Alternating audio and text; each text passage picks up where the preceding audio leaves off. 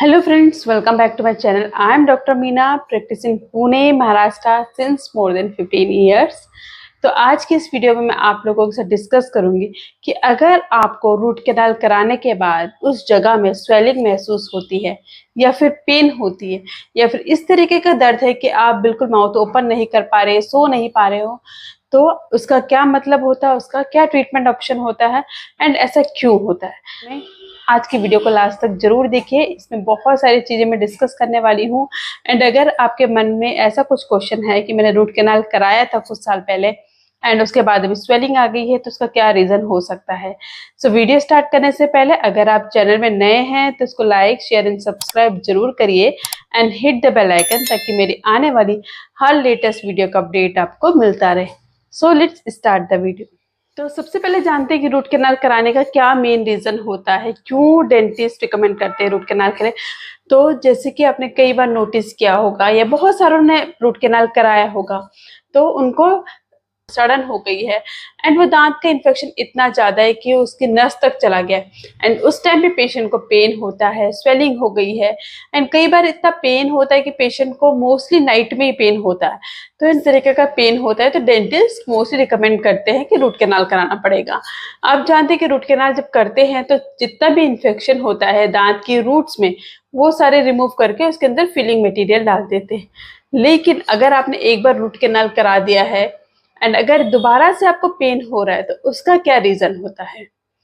अगर कभी भी किसी भी दांत में आपने रूट कैनाल कराया है एंड उसमें 2 साल बाद या 4 साल बाद या फिर 6 साल बाद या फिर कभी कभी किसी पेशेंट में ऐसा देखा गया है कि 2 महीने बाद 3 महीने बाद भी पेन स्टार्ट होता है एंड पस बन जाता है, स्वेलिंग हो जाती है, तो इसका ये मतलब होता है कि आपका जो रूट कैनाल था उसमें दोबारा से इन्फेक्शन हो गया है, यानी कि वो रूट कैनाल आपका फेल हो गया है, उस दांत में इन्फेक्शन हो गया है। इसके इन्फेक्शन होने के बहुत सारे रीजंस होते हैं, जैसे कि अगर रूट कैनाल प्रॉपर ढंग से ना किया गया हो उस वजह से भी फेल हो सकता है, या फिर पेशेंट की ओरल हाइजीन अच्छी नहीं है तो उसके गम से होते हुए दांतों में दोबारा से इन्फेक्शन हो सकता है।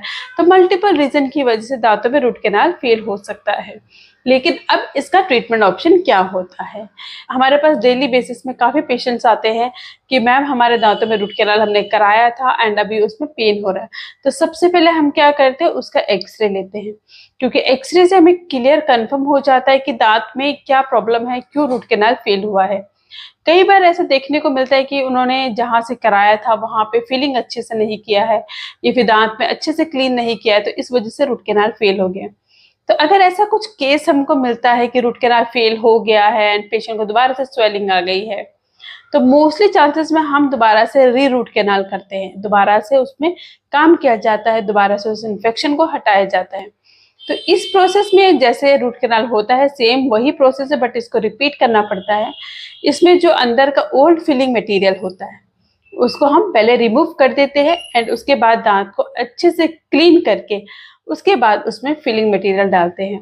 मैं इस वीडियो के जरिए सभी से यही रिक्वेस्ट करूंगी कि आप कभी भी किसी डेंटिस्ट के पास जाए तो उसके पास डेंटिस्ट का एक्सपीरियंस बहुत मैटर करता है कि कितने साल का उनका एक्सपीरियंस है एंड उनकी क्या स्पेसिफिकेशन है। एक्सपीरियंस डॉक्टर है तो उनका हाथ थोड़ा ज़्यादा क्लीन होता है, इजीली से आपका ट्रीटमेंट अच्छे से हो जाता है। तो आई होप आपको समझ में आ गया होगा कि अगर आपके दांतों में दोबारा इन्फेक्शन हो गया है तो उसका क्या रीज़न होता है एंड उसका ट्रीटमेंट ऑप्शन क्या होता है। But if you still have any doubt you can write me in the comment box. So thank you so much for watching my video.